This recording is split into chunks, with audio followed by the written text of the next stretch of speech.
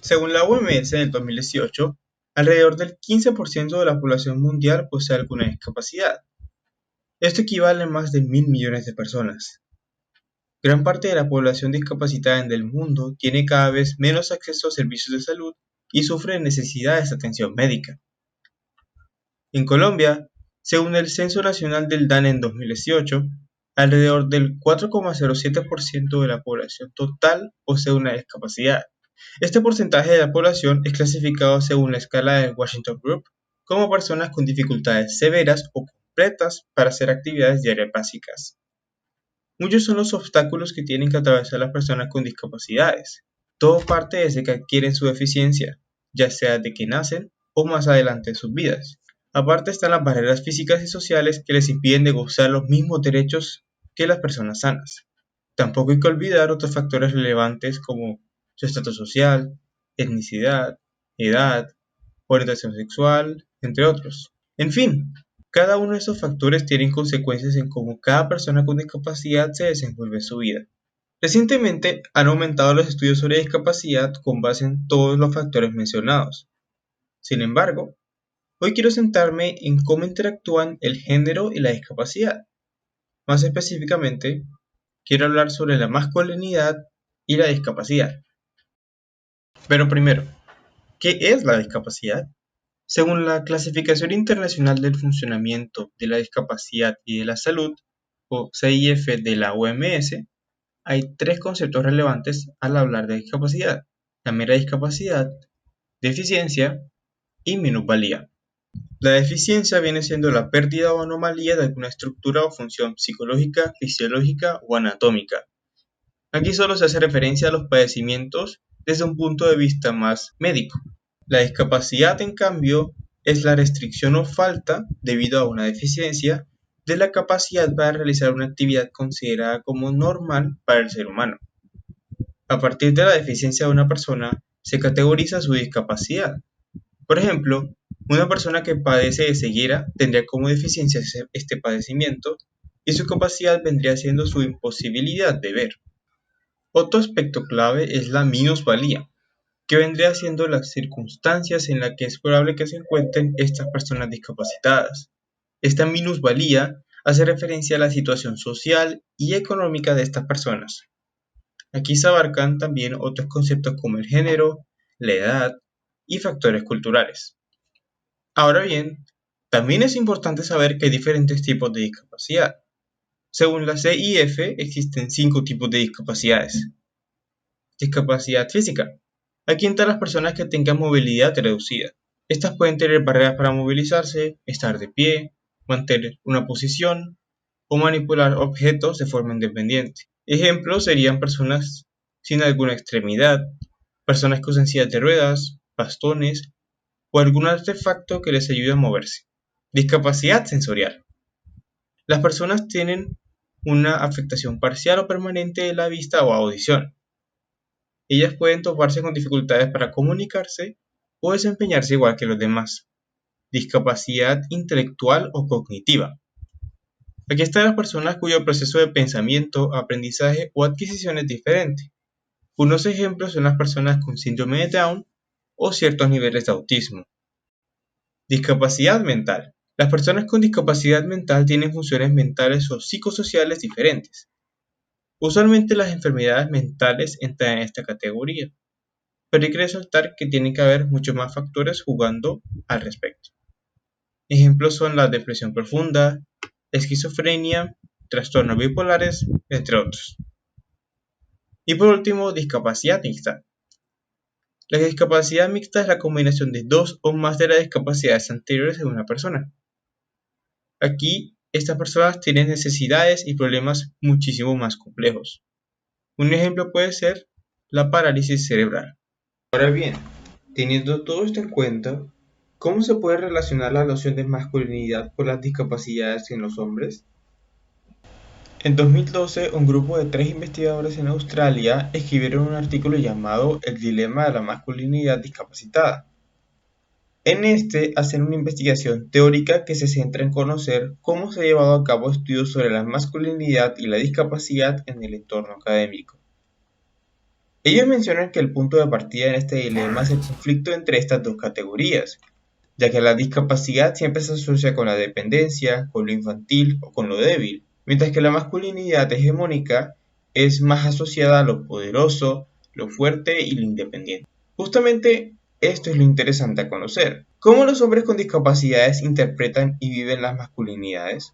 Para entender esto, primero veamos cómo podría mostrarse el género en esta situación. Rewin Connell, una reconocida socióloga australiana, es una autora muy relevante en los estudios sobre masculinidades y de género.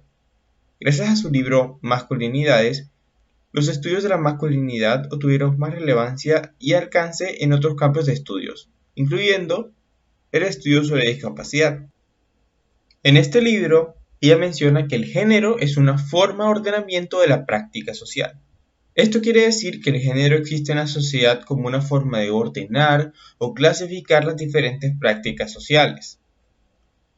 Teniendo esto en cuenta, el género también se puede entender como un constructo social.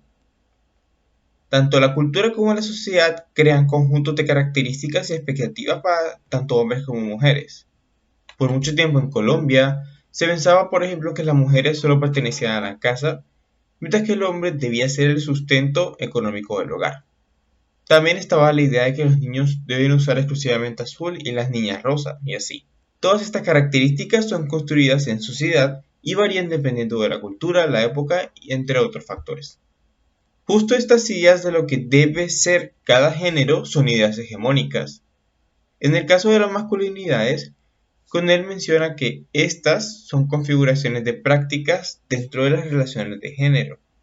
Son justamente las prácticas que cada hombre lleva a cabo a lo largo de su vida y que pueden ser o no prácticas de un hombre ideal para la sociedad. La masculinidad hegemónica también es una configuración de prácticas dentro de relaciones de género, pero hay una diferencia. A través de estas, se permite que los hombres sigan teniendo un control dominante sobre las mujeres. Se puede interpretar como esa noción de hombre ideal que tiene cada sociedad en épocas específicas. Ahora bien, es justamente esa masculinidad hegemónica lo que causa un dilema con la masculinidad discapacitada. Según la sociedad, el hombre debe ser independiente, viril, fuerte, tiene que tener un cuerpo ideal en forma y completo, debe de cuidar a su familia y debe ser el soporte económico más no afectivo de la familia. Si se analizan estas características en los hombres con discapacidad, encontraremos que usualmente no es así. Al tener una deficiencia, estos hombres pasan a ser hombres inferiores para la sociedad, incluso debajo de las mujeres, porque se cree que son dependientes de la ayuda de los demás, que son más vulnerables y débiles. Esto quiere decir que tal vez en alguna sociedad, al ser discapacitado, puedes perder tu masculinidad. A ver, pero ¿esto se cumple? ¿Qué dicen, cómo piensan y cómo actúan estos hombres? ¿Qué dicen las investigaciones sobre esta masculinidad? Veamos ejemplos. Primero, veamos un caso en Colombia. En el 2014, un grupo de 3 postulantes a psicólogas de la Universidad Piloto de Colombia hicieron su tesis de grado sobre las transformaciones de la masculinidad en hombres del Ejército Nacional que adquirieron alguna discapacidad física en combate. En total, ellas entrevistaron a 3 militantes del Ejército Nacional y a un policía que sufrieron un evento traumático y quedaron en situación de discapacidad física. Estos hombres se encontraban en proceso de recuperación y asimilación de su condición, lo cual era ideal para conocer cómo se manifestaba su masculinidad en estos casos. En su tesis, las autoras encontraron que hubo una reconfiguración de sus prácticas sociales.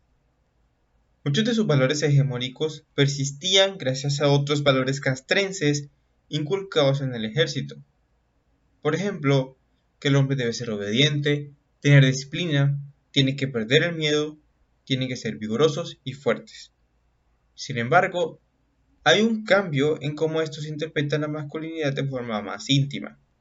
Después de su evento traumático, ellos aprendieron a ser más abiertos con sus sentimientos y experiencias, característica comúnmente relacionada con las mujeres.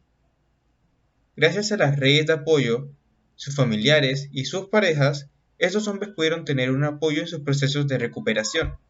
y encontraron en sus casas una oportunidad de pasar más tiempo con sus familias y poder así entenderlas. Al final, las autoras mencionan que cada cambio obedece a la personalidad de cada persona y también a sus crianzas, pero en general sí había un ligero desprendimiento de la masculinidad hegemónica. No dependían de cumplir con todas las expectativas porque ellos también sufrían dolor por sus heridas. También son sensibles, son más abiertos y atentos con sus familias y no necesitan de un cuerpo perfecto para ser felices. Otro ejemplo en Latinoamérica ocurre en Perú. En 2009, el investigador Jorge García Escobar hizo un trabajo de 2 años en el cual recolectó experiencias de hombres dirigentes del movimiento social de personas de discapacidad del Perú. Él se centró en estudiar principalmente cómo estos dirigentes han interactuado con la masculinidad hegemónica a lo largo de su vida como personas con discapacidades físicas y sensoriales, entre ellas ceguera y baja visión, en la ciudad de Lima. Para ello, les preguntó cómo deben ser los hombres discapacitados como dirigentes, como padres y como parejas sexuales y cónyuges. Como conclusiones, García encontró que estos hombres dirigentes también se desprenden de la idea de masculinidad hegemónica y la transforman teniendo en cuenta sus discapacidades. Por ejemplo, en su papel de dirigentes, muchos de los valores esperados de un hombre se mantienen: conocer sus objetivos, tener iniciativa, conocer a la masa, etc. En su papel como padres, mientras que se mantienen modelos de soporte económico y protección familiar, también se adaptan y se acercan más al mundo privado de la familia. Ya no se muestran como padres que imponen, sino que acompañan y dialogan con sus hijos. Por otro lado, el autor resalta que muchas de las experiencias como parejas sexuales y como personas en general varían dependiendo de la minusvalía de cada persona, qué tipo de deficiencia tiene y cómo se relacionan con esto. Si nos vamos al mundo anglosajón, los estudios son mucho más amplios. Desde los años 80 ha habido un gran interés por este dilema y numerosos estudiosos decidieron centrarse en este. Muchas de sus conclusiones concuerdan en que hay una transformación de la masculinidad en hombres discapacitados. Sin embargo, esto depende de muchos factores como cuándo se adquirió la deficiencia, los cambios de épocas vitales, qué tipo de deficiencia es, y otras interacciones e intersecciones para tener en cuenta, como la clase, la raza, la orientación sexual, entre otros. Otra crítica que se le hacen a los estudios anglo es el uso de la categoría discapacidad de manera muy general. Esto imposibilita saber qué tipos de discapacidades se abordan.